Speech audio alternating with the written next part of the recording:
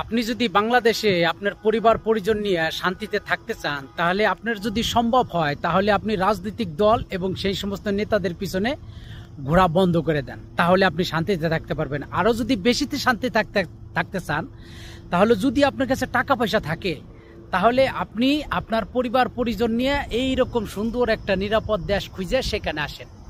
আর কিছু না হোক, অন্তত পরিবার পরিজন নিয়ে শান্তিতে থাকতে পারবেন। কারণ বাংলাদেশে আর পরিবার পরিজন নিয়ে থাকার মতো অবস্থান রাখেন নাই। এই 1971 সাল থেকে এ পর্যন্ত যারা দেশ পরিচালনা করছেন এবং তাদের সাথে যারা চলাফেরা করছেন, এই মানুষগুলা সাধারণ মানুষের শান্তি একবারও নষ্ট করে দিছে। এখানে থাকার মতো আর কোনো অবস্থানই নাই।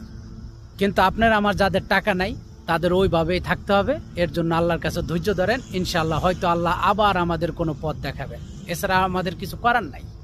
তার কারণ এই দুনিয়াতে হয়তো আমরা পাইলাম না, কিন্তু আখেরাতে ইনশাআল্লাহ এদের বিচার হবে।